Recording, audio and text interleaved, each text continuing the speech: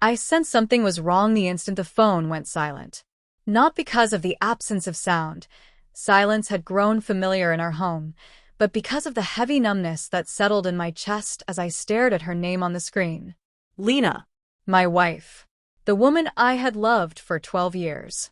The woman who, just 2 days ago, had destroyed our marriage with a single confession that cut me to the core. The call, however, wasn't from her. It was the hospital. Mr. Hale. The voice said, firm but urgent. Your wife is here. You should come in. And still I didn't move. I didn't ask what had happened. I didn't inquire if she was conscious or what room she was in. I simply said, okay, and hung up. 2 days prior, she had looked at me while I poured coffee, casually as if she were reading a grocery list, and admitted she had slept with someone else. No warning, no tears, no apology, just the truth I never wanted but had always feared. I felt the backlash in my body immediately, the burning in my chest, the ringing in my ears, the hollow pressure in my throat, but I didn't scream. I didn't throw anything. I didn't collapse. I only whispered, why? She offered excuses. We had been drifting. I didn't look at her the way I used to. It didn't mean anything. Every word sliced through me like a blade sliding between ribs that had never learned to protect themselves. When she realized I wasn't reacting, she began sobbing, grabbing my shirt, pleading. I stepped back, letting her hands fall, weightless. I can't do this, not right now, I said.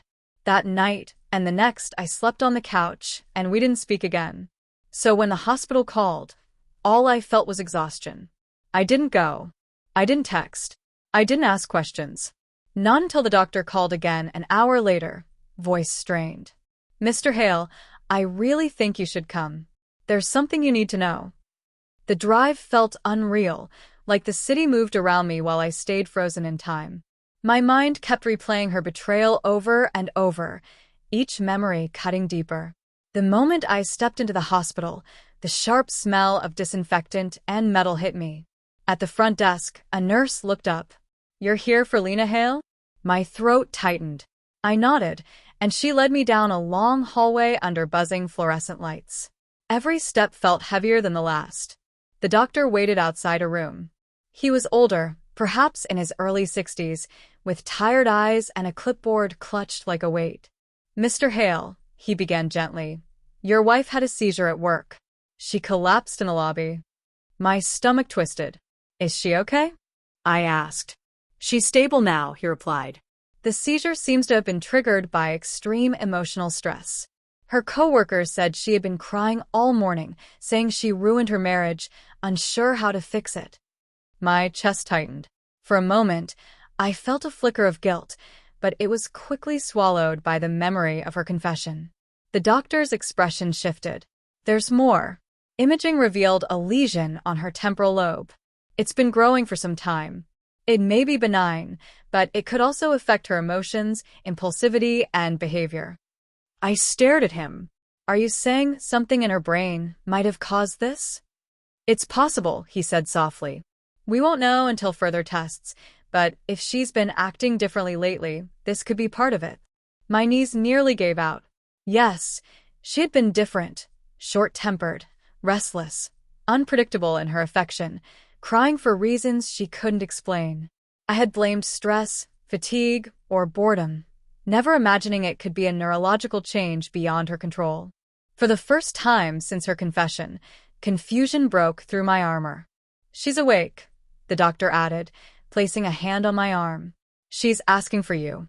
I entered the room and felt the air press in on me. Lena looked fragile, unlike anyone I had seen. Her hair was messy, her eyes swollen, her cheeks streaked with dried tears. When she saw me, her lips quivered.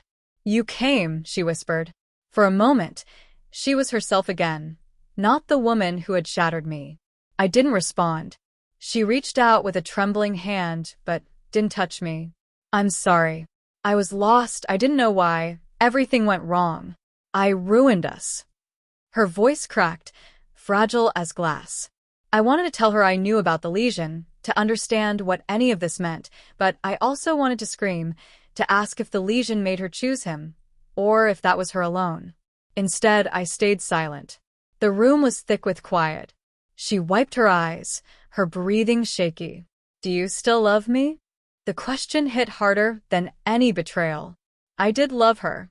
I didn't know if that made me foolish or human. I sat beside her bed, fingers clenched until my knuckles whitened. I don't know what comes next, I said softly. I don't know how to make sense of any of this, but I'm here. We didn't fix anything. We didn't talk much. We simply breathed in the fragile space between us, unsure of what tomorrow would demand. Later, when I left, the sky had darkened. The air was cold, clean, and for the first time since her confession, I cried, not for the betrayal, but for the terrifying, uncertain truth beneath it. This wasn't an ending. It wasn't forgiveness. It wasn't closure. It was the beginning of a long, painful journey, one I wasn't sure I could walk, but one I could not abandon. Sometimes heartbreak isn't a door closing. Sometimes it's a hallway you have to stumble through before finding the next step.